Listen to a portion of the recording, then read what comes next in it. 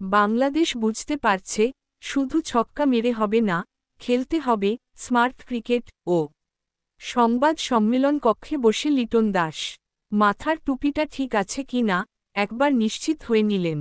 Asia কাপের কঠিন লড়াই তার সামনে, কিন্তু একটু পর শুরু হতে যাওয়া সংবাদ সম্মেলনও তো আর সহজ হওয়ার কথা নয়।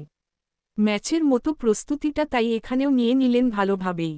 পরের মিনিট 10 সংবাদ সম্মেলনে লিটনকে কথা বলতে হলো এশিয়া কাপে নিজেদের লক্ষ্য, হংকংয়ের কাছে হারের পুরনো স্মৃতিসহ নানা বিষয়ে। উঠেছে বাংলাদেশের ছক্কা মারার প্রসঙ্গ। সাম্প্রতিক সময়ে বাংলাদেশ অনেক ছক্কা মারছে।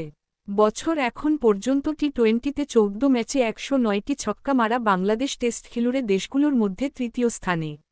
বাংলাদেশের খেলোয়াড়দের মধ্যে এক পঞ্জিকাবর্ষে সবচেয়ে বেশি ছক্কা মারায় সবার ওপরে নাম তুলেছেন পারভেজ হোসেন ও তানজিদ হাসান। 21 ছক্কা মারা পারভেজকে টপকে নেদারল্যান্ডসের বিপক্ষে সিরিজে শীর্ষে উঠেছেন তানজিদ। এশিয়া কাপের আগে প্রচুর ছক্কা মারলেও বড় মঞ্চে এসে এখন বাংলাদেশ অধিনায়ক খুঁজছেন ভিন্ন কিছু।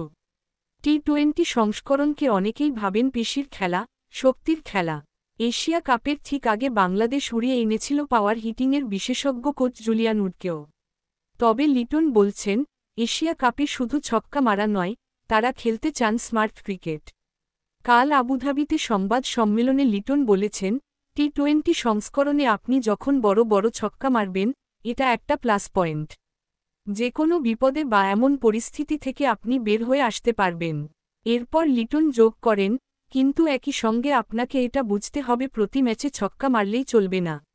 আপনাকে বুঝতে হবে বাউন্ডারি কতখানি আছে, প্রতিপক্ষ কেমন। আমার মনে হয় শুধু ছক্কা মারার চেষ্টার থেকে আমাদের স্মার্ট ক্রিকেট খেলতে হবে।